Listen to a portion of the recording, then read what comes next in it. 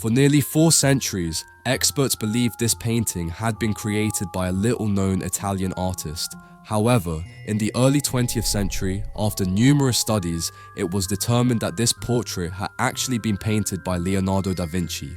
This painting, popularly known as La Belle Ferronière, is exhibited at the Louvre Museum, just a few steps away from the Mona Lisa, and yet very few people stop to look at it. Throughout history, this work has been misidentified, misattributed, and even the name it carried for centuries turned out to be wrong. All of this has contributed to the fact that, despite being a true masterpiece, it remains the most underrated painting attributed to Leonardo da Vinci. Leonardo painted La Belle Ferronière between 1490 and 1499 during one of the most creative periods of his career, when he was working at the court of Milan under the patronage of Duke Ludovico Sforza. During these years, Leonardo was not only involved in engineering, design, and architectural projects, but was also developing his work as a portraitist, creating some of the most iconic images of the Italian Renaissance. It was precisely within this courtly environment, surrounded by intellectuals, nobles, and artists, that this painting came into being. The technique Leonardo used for this painting is oil on a walnut wood panel, a fairly common support at the time. The work measures just 63 centimeters in height and 45 centimeters in width. It is a small format, perfectly suited to a bust-length portrait like this one. Yet despite its modest size, a closer look reveals Leonardo's mastery of detail even on small surfaces. Every fold of the dress and every shadow on the face is carefully calculated.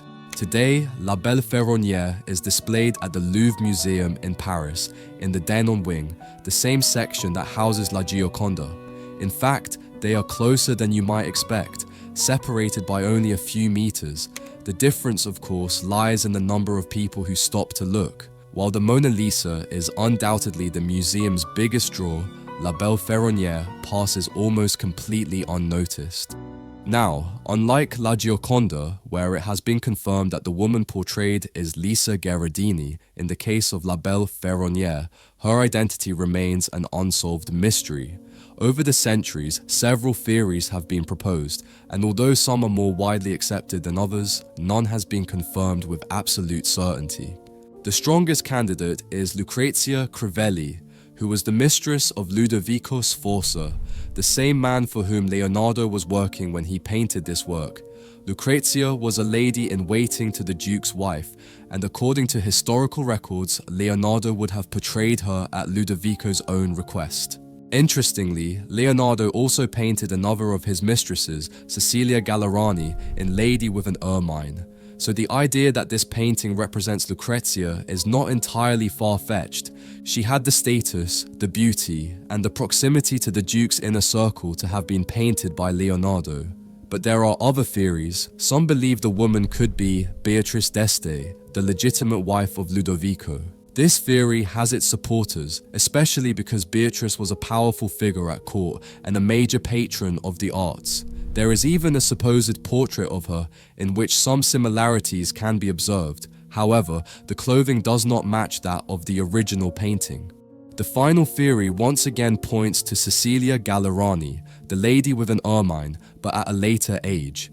This idea has less support since Leonardo had already painted her years earlier, and when the two works are compared, their facial features do not fully align.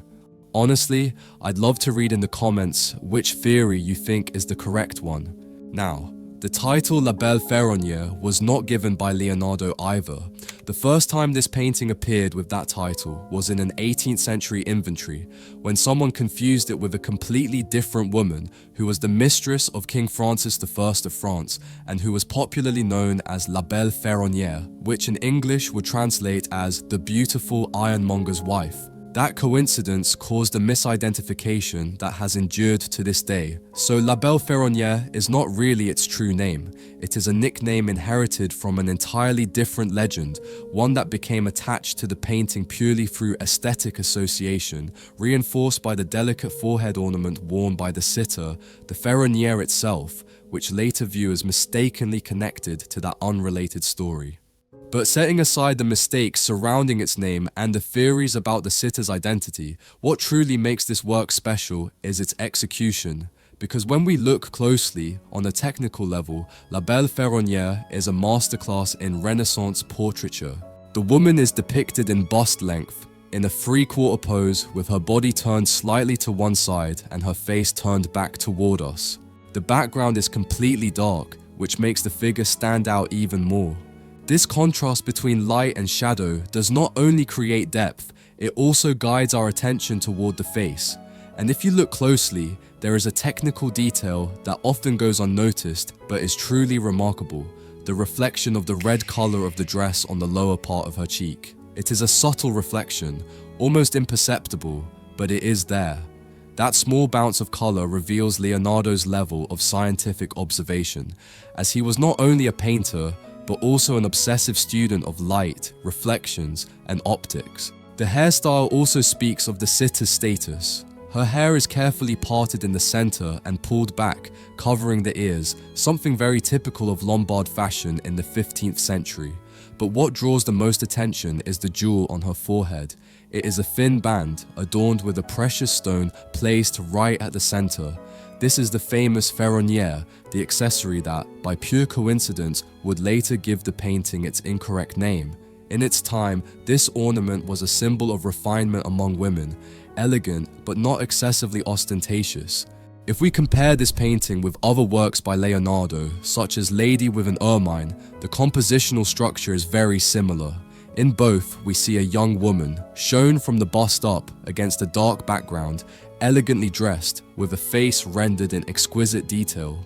In La Gioconda, however, Leonardo had already evolved toward a more distinctive style, using his most recognizable technique known as sfumato, that effect of softened edges, of a gentle haze between light and shadow, which gives the Mona Lisa her almost ghostly presence. In La Belle Ferronière, this style is not yet fully present. If we observe closely, the contours here are more defined and the volumes more clearly shaped, but that does not make it any less sophisticated. In fact, precisely because of this, the painting allows us to see more clearly the extraordinary technical control Leonardo had already mastered before reaching the style that would later make him famous. And interestingly, this clarity would also become one of the main reasons why the painting was not attributed to Leonardo for a long time. But before we move on to the controversy surrounding this work, I would like to remind you that if you would like to have this painting in your own collection, you can now do so by purchasing it through our website. In the link in the description, you will find our catalogue with more than 800 carefully selected works, so you can begin your own art collection and turn your home into a personal museum. Shipping is completely free worldwide, and just as you see in this video, with our reproductions, you can decorate your home with a true masterpiece. I will leave the link in the description so you can place your order once you finish watching the video. Now, let's continue. As I was telling you, although today there is a general consensus that this painting was created by Leonardo da Vinci, for many years its authorship was widely debated. Leonardo da Vinci rarely signed his paintings. To this day, there is still no known work that contains his signature and can be fully verified. This may be because, at the time, paintings were often produced in workshops where several artists could contribute to the final result, or perhaps simply because Leonardo never considered the work truly finished, as was the case with many of his paintings. Whatever the reason may be, the truth is that this has been a headache for historians for centuries. Without a signature, any painting attributed to Leonardo could fall into endless debate, and La Belle Ferronière was, for a long time, one of those doubtful cases. For years, this work was believed not to be his. It was attributed to other artists from his circle, such as Bernardino de Conti, since some experts considered it too rigid, or claimed it lacked the artistic touch of a more mature Leonardo.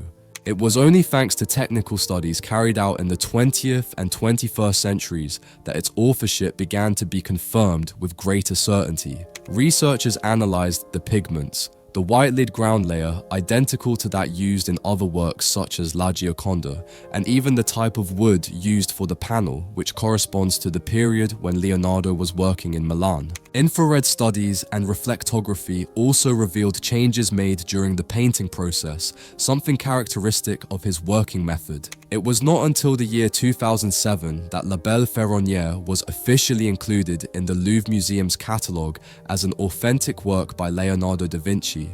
And perhaps that is the key to everything.